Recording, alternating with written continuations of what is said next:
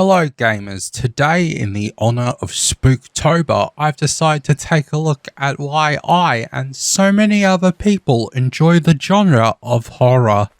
Even though I am the kind of person to where if I hear a single noise at night, I then have to check the whole house and make sure all the doors and windows are closed and locked. For this video, I planned on playing a bunch of different horror games, but let's just say I ran into some problems with that. I played a bunch of your multiplayer Unity sort of broad assets games like Phasmophobia, but I screwed up the recordings on them, so I only have Phasmophobia gameplay, and that's from roughly 3 years ago. And then I do have, and it's most likely the video you're seeing now, some Slender The Arrival gameplay, which I also recorded my mic audio so you could hear me absolutely get the fright scared out of me halfway through. And the last game I played for Spooktober is The Quarry, but I was enjoying that game so much that I decided that that game should get a video on its own in the future. Now, when I said I enjoyed horror, I'm not going to lie, I did mainly mean horror movies. But don't get me wrong, I love those multiplayer horror games I mentioned before, because I spend most of my time making fun of my friends who get scared. But I have never been a massive fan of the single player horror games, to the point where playing Slender The Arrival is my first ever sort of horror game in that vein. I never played games like Resident Evil or FNAF before. But what makes the horror games I do play so enjoyable is seeing how I defend against the spooks. Which is, I just constantly make a bunch of bad jokes, or I act like Macho Man Randy Savage and run headfirst into the ghost till it kills me. And also for all the multiplayer games, I just laugh at my friends for being scared, which somehow makes me not scared. It's like I deflect my scaredness onto others and then laugh at them for being scared. I also think one more aspect that allows me to play horror games is that I'm not really scared of ghosts or demons or cryptics. However, on the other hand, make a game that is just a slideshow of sunken ships, houses and planes and stuff like that, and I would straight up be crawling out of my skin. A game solely based around submechrophobia, that would just be like the best horror game because I would actually end up crying in a corner. I'm literally getting the heebie-jeebies just thinking about it.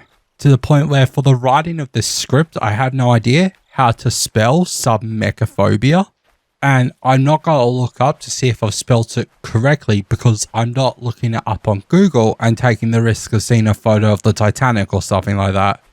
Just like, I understand why Subnautica is in the horror game category now. But that's enough about that. Let's talk about Slender The Arrival. Now, going into this game, I was expecting to see what we all saw on YouTube way back in 2012.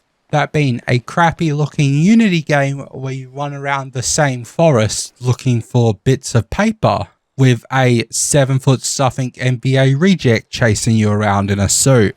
So let's just say I was kind of shocked when I launched up and saw that A, I wasn't in a forest and it wasn't nighttime, and B, this game looks good and has some kind of story, although I never really spent any time reading any of the story or the notes or anything like that, as I was too busy closing out them immediately as I was scared that Mr. Slenderman was right behind me. So now walking around in an area where I'm pretty sure there's nothing to be scared of there, in that zone at least, I eventually ended up in the forest that I recognized from all those YouTube videos.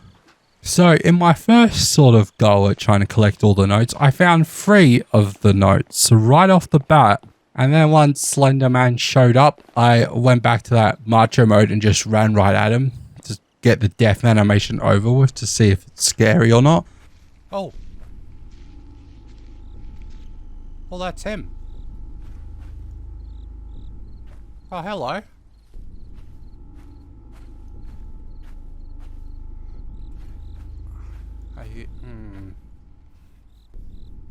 I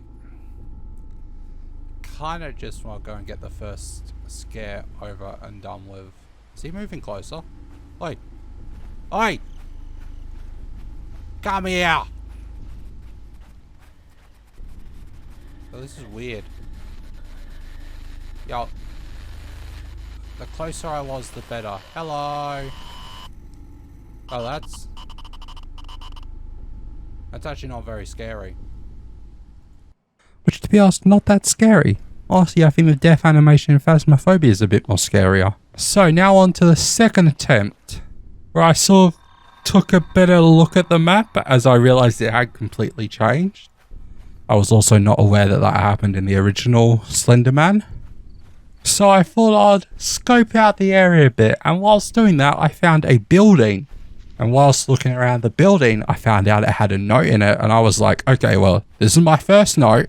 And for some reason I had in my head that Slender Man wouldn't even show up till you collected your third note. So I picked up the note inside the building and started to make my way into the next room when bam! 7-foot spook man right in the doorway. I sort of feel like there's a certain amount of notes you collect before he hunts you, and I feel the answer's... Oh, sweet Jesus!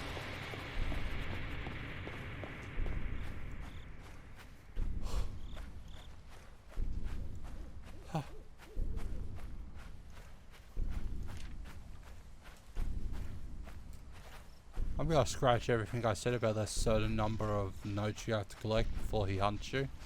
And that is by far the biggest scare I got whilst playing Slender. But after that, in that game, I went on to collect 7 out of the 8 notes, and then searched for a good 15 to half an hour, but couldn't find the last note. So I kind of just gave up at that point, and stood there until Slender Man would take me away.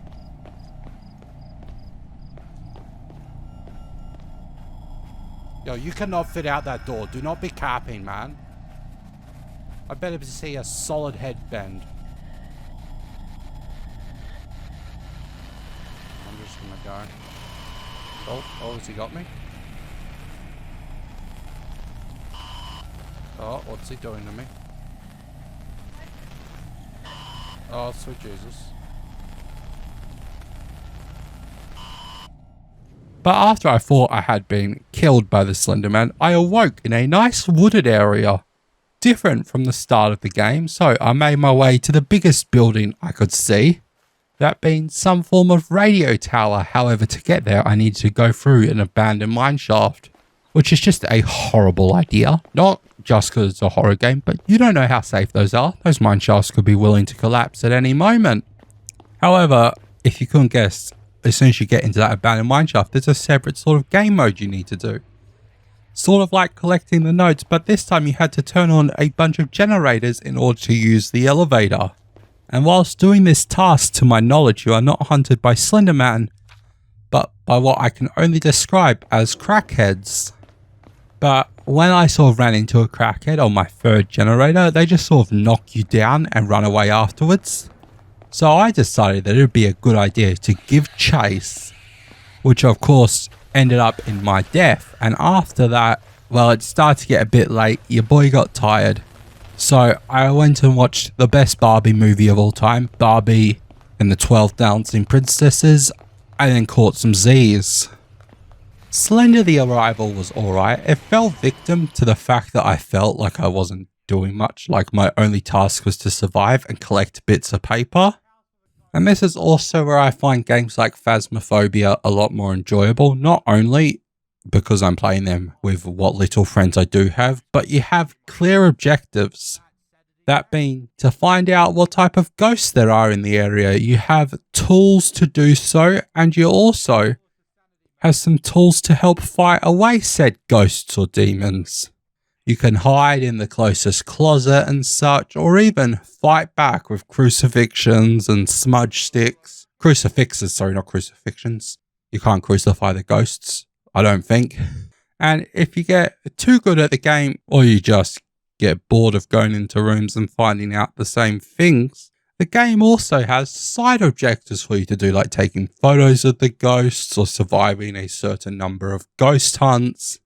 And there is also the fear of not just the ghost, but losing all the gear that you've brung into the hunt with, gear that you have to pay for, and if you die, even if your team makes it out, you have to refund it all and buy it all again.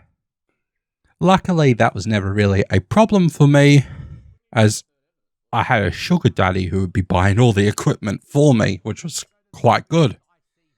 But anyways, maybe that's why I enjoy those games a bit more than your just jump scare bra horror. You have a clear objective and you can focus on that instead of the whereabouts of the demon that's trying to kill you.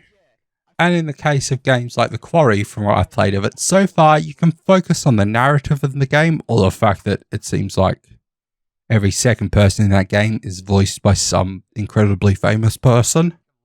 But once again, I will save that for its own video, so for now I will leave you. But before I do, have a happy Halloween.